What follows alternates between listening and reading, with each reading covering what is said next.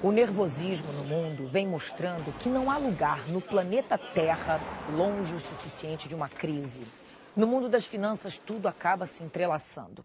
O Arquivo N volta no tempo e mostra como as turbulências das crises do século XX mexem com o andar da carruagem das economias. O Arquivo N pediu uma aula ao professor de História do Pensamento Econômico, Eduardo Gianetti, para que nós, leigos do mundo econômico, possamos entender o que está acontecendo. Então vamos começar pelo começo. Como será a dinâmica desse processo? A dinâmica desse processo é o seguinte: as pessoas vão fazendo aplicações com expectativa de obter rentabilidade, de obter retorno. Chega um momento em que percebem que nem todas as aplicações que fizeram vão dar a rentabilidade ou o retorno esperado. E nesse momento se instala uma psicologia defensiva de sair enquanto é tempo. E aí é um instinto de rebanho. Todo mundo querendo sair por uma porta estreita.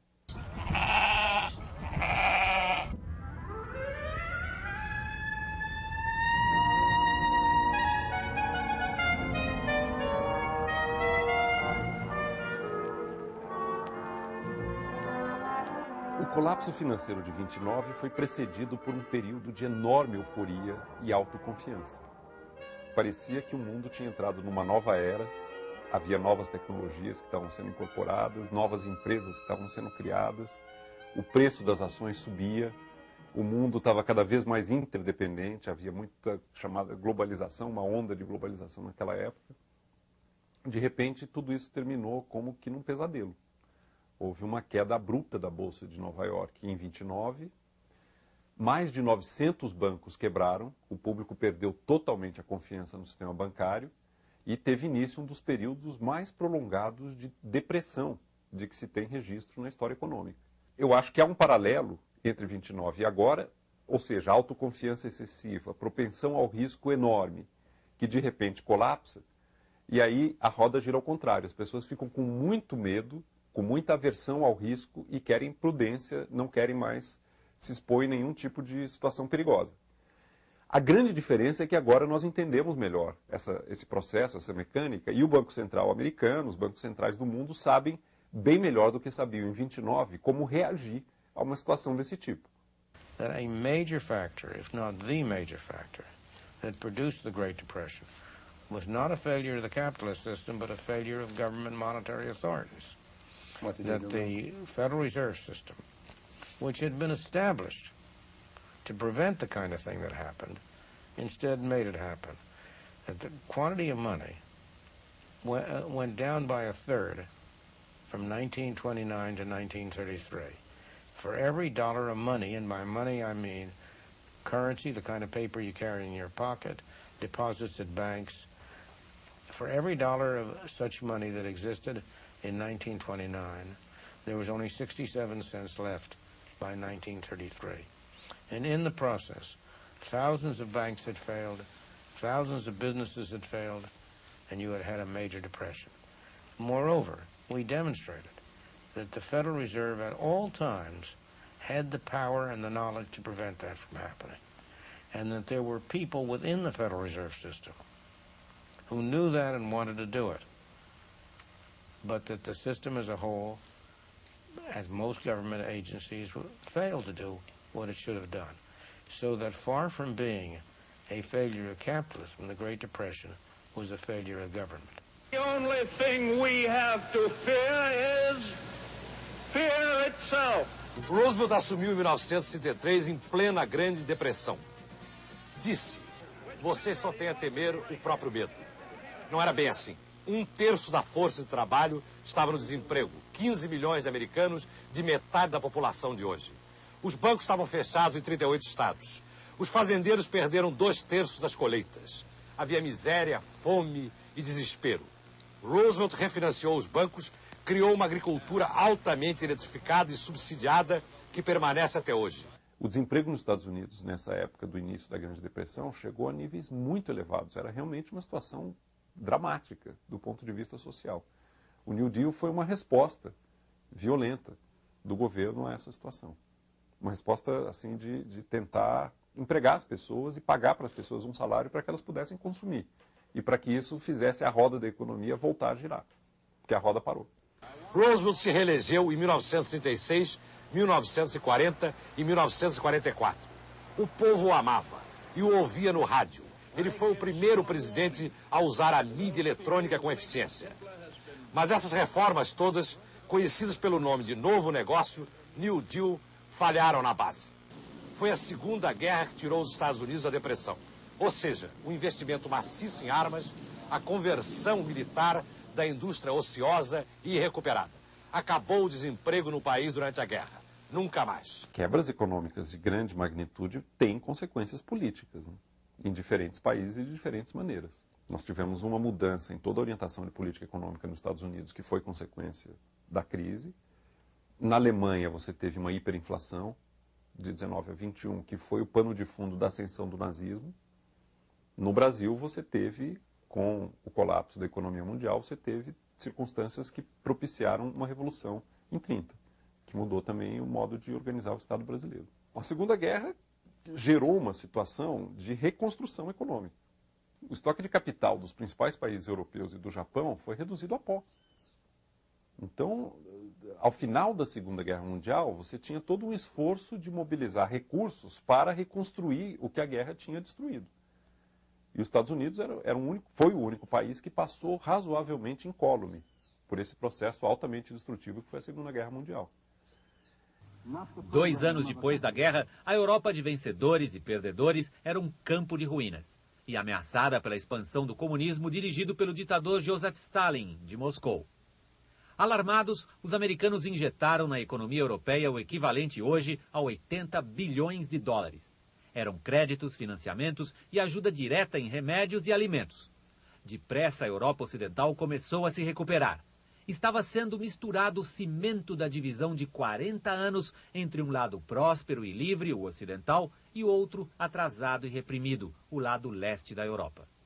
Mesmo para as jovens gerações de europeus, o Plano Marshall virou sinônimo de progresso e bem-estar. Os historiadores hoje mostram que o Plano Marshall teve um papel muito mais limitado do que se imaginava. E que mesmo sem o Plano Marshall, a história não teria sido muito diferente do que acabou sendo. Tá? Não é o Plano Marshall que explica o sucesso da Alemanha e do Japão no pós-guerra. É o capital humano. É a capacidade deles de recompor, reconstruir e se integrar à economia mundial. George Marshall, Secretary of State, traveled to Moscow in the spring of 47, came back through Western Europe, and what he observed shocked him, because he observed not so much economic catastrophe and problems, this was not news, but a psychological down, a sense by Western Europe and the part of many West European politicians that the post-war recovery was stalled, that psychologically they could not convince their populations that the future would be better than the past, and the attraction of communism, particularly in France and in Italy, was very strong. And so the timing of the Marshall Plan was psychologically crucial. It provided European politicians, more even than people, with a way to say, we are not abandoned, we are not alone, the future is not hopeless, we will get past this moment and things will improve and it's possible. A Segunda Guerra Mundial ainda não tinha terminado, quando em Bretton Woods, nos Estados Unidos, 45 países planejavam a economia do mundo pós-guerra. Queriam afastar o risco de recessão. Daí nasceram o Banco Mundial e o Fundo Monetário Internacional. É uma arquitetura que, de certa maneira, produziu o ordenamento das relações econômicas entre países no período do pós-guerra. Essa arquitetura ruiu no início da década de 70, quando foi rompido o acordo de conversibilidade do dólar ao padrão ouro. O governo Nixon, em 1971, rompeu uma das regras do acordo de Bretton Woods, que era o lastro do dólar em relação ao ouro. O dólar tinha uma cotação estabelecida em relação ao ouro. Adotou-se o sistema de câmbio flutuante e começou um período de liberalização financeira, em que os capitais no mundo puderam se deslocar com muito mais fluidez de um lugar para outro e de um país para outro. Então, a partir de 71, início dos anos 70, começa uma nova etapa. O Fundo Monetário, o Banco Mundial e os acordos de livre comércio continuaram existindo, mas as regras do jogo mudaram. é apenas um líquido extraído da terra, grosso, escuro, mal cheiroso. Mas de tal maneira o homem depende dele que se entra em falta, toda a atividade econômica dá uma parada. A qualidade da vida no ano de 74 esteve ligada ao petróleo. O mundo, por mais voltas que dê, nunca será o que era antes de 13 de outubro de 1973. A época da energia barata terminou nesse dia. No começo, em outubro de 73, foi apenas mais uma guerra, a quarta entre um pequeno país, Israel, e os árabes, seus vizinhos. O Ocidente tomou o partido de Israel. Os árabes, em represália, fecharam a torneira do petróleo. E os preços foram multiplicados por 4. Era a primeira vez que se usava uma matéria-prima como arma política. É uma crise totalmente diferente dessa. É uma crise de mudança de preços relativos. Um fator de produção muito importante, que é o petróleo, ficou muito concentrado na mão de poucos produtores que formaram um cartel e resolveram aumentar subitamente o preço desse insumo. Os países que dependiam muito de petróleo para a sua economia e que não produziam domesticamente petróleo, tiveram que transferir uma quantidade enorme de riqueza para pagar pela compra do petróleo, que passou a ficar muito mais caro. Por isso, uma mudança de preço relativo. Isso gerou uma massa de recursos no mundo, chamados petrodólares. E esses petrodólares estavam muito concentrados na mão de poucos países produtores de petróleo e eles precisavam ser aplicados em alguma coisa rentável. Então, o sistema bancário internacional acabou reciclando os petrodólares, emprestando dinheiro para os países em desenvolvimento, entre eles o Brasil. Só que esse dinheiro foi mal empregado, ele não gerou retorno para pagar os juros e acabou gerando a chamada crise da dívida externa. O México foi o primeiro dos países ocidentais a quebrar. Por 3 vezes, deixou de pagar dívidas aos bancos internacionais. Tem 70 milhões de habitantes e uma dívida externa de 86 bilhões de dólares. E, por incrível que pareça, é o 4º produtor de petróleo do mundo. A crise econômica atingiu o México em cheio. A capacidade industrial do país baixou em cerca de 70%. Aliás, uma coisa curiosa, está faltando pasta de dentes na cidade do México porque a indústria não está recebendo a matéria-prima para fazer os tubos. Está faltando também tampinha de refrigerante pelos mesmos motivos. Devo, não nego, vou pagar quando puder. Assim o México começou o ano de 82, mergulhado na maior crise econômica de sua história. Hoje, o país sobrevive de moratória em moratória. As duas crises realmente de marcar época no século XX, crises financeiras, foram a crise de 29 e a crise japonesa de 89. Que se desdobraram em períodos prolongados de retração, depressão e recessão, no caso japonês.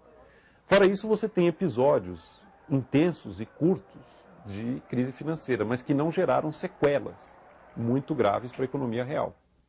Um deles foi em outubro de 87. Nas bolsas de valores mundo afora, o pânico se transformou em desespero. As ordens de venda não paravam. Para os corretores apavorados, foi um dia de nervosismo, de desânimo e até de delírio.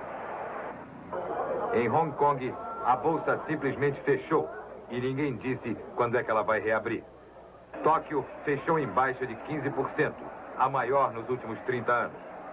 Milão, Frankfurt, Paris e Zurique, na Suíça, também abriram seus negócios acompanhando a queda mundial.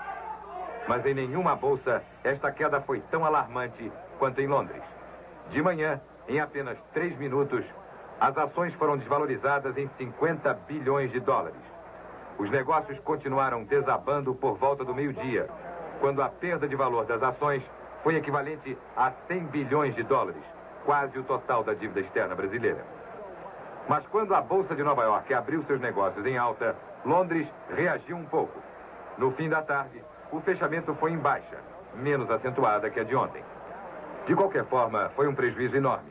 Os economistas aqui em Londres estão calculando que no mundo inteiro, uma riqueza em dinheiro ou em papel equivalente a 2 trilhões de dólares, em 2 dias simplesmente deixou de existir. Para o governo inglês, o desastre financeiro de hoje chegou em mau momento. Ele atrapalha os planos de privatização das empresas estatais.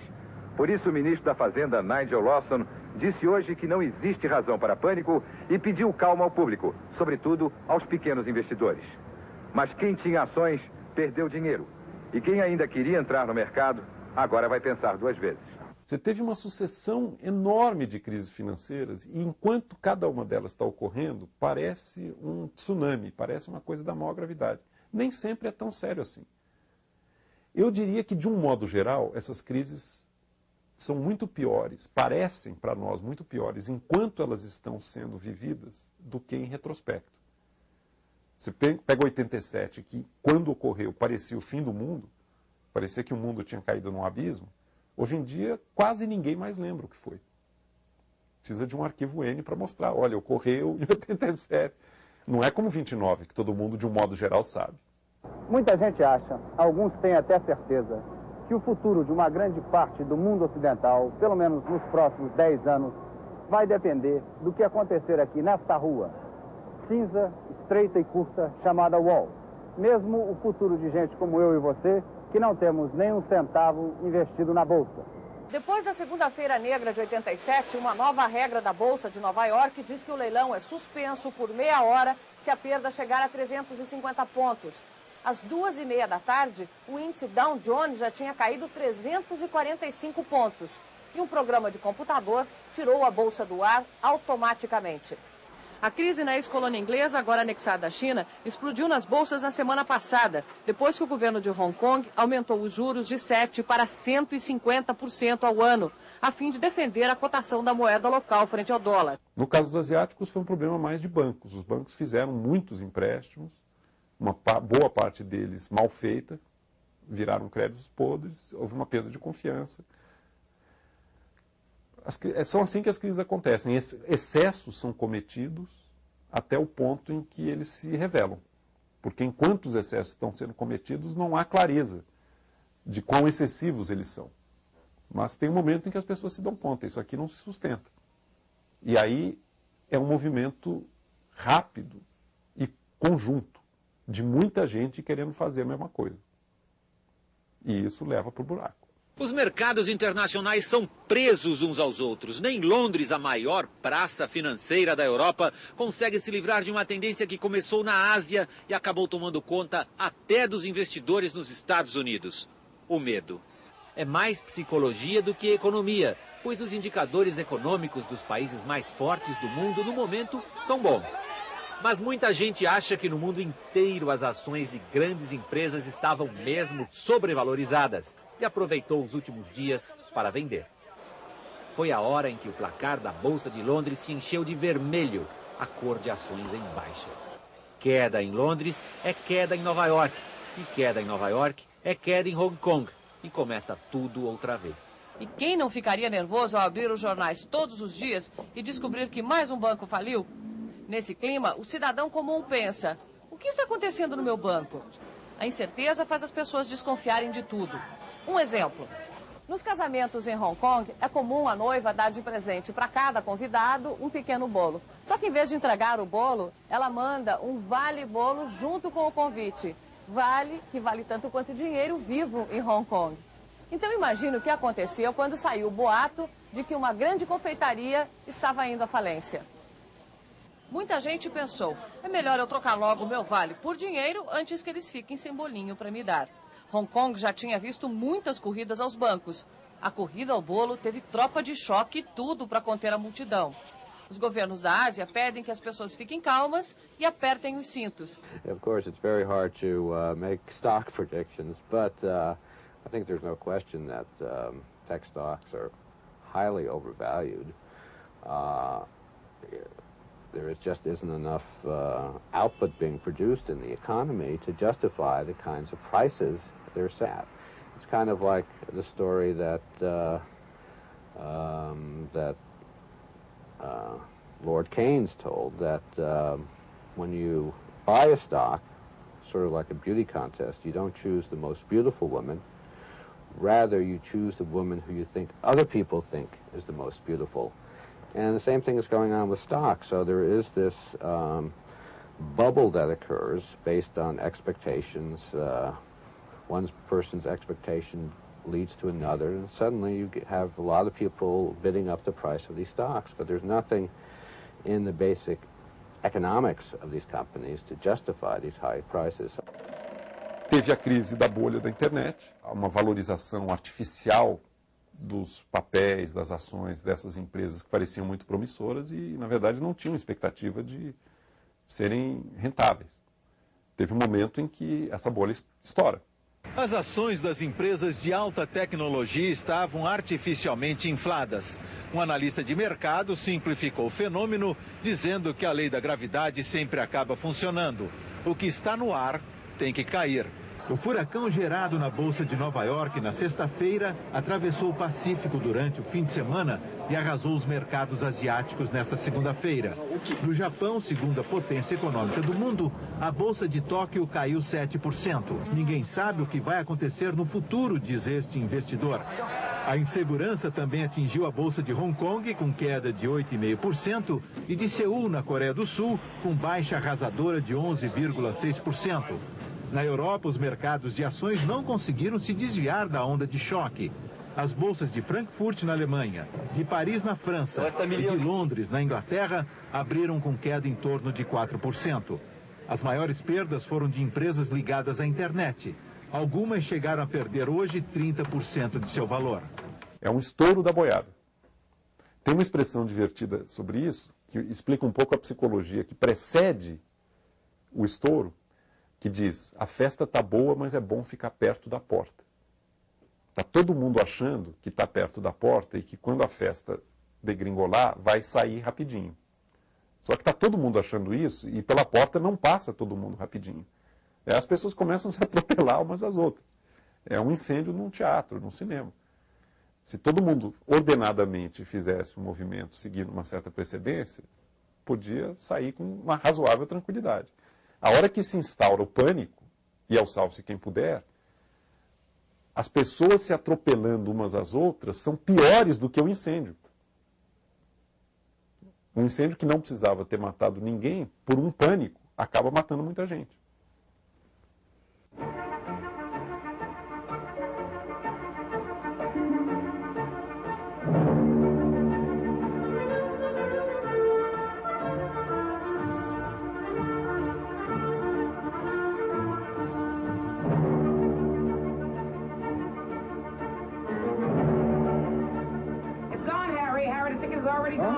Yeah, that's what I mean. It went down already. Sell 300 gold, 300 silver, finally 300 March euros. Liquidate everything at the market. Do you hear me? Kevin, 25. Do you hear me? Yeah. Stack, I can't hear you. No. Hey, McCaffrey, Union Carbide, we can bring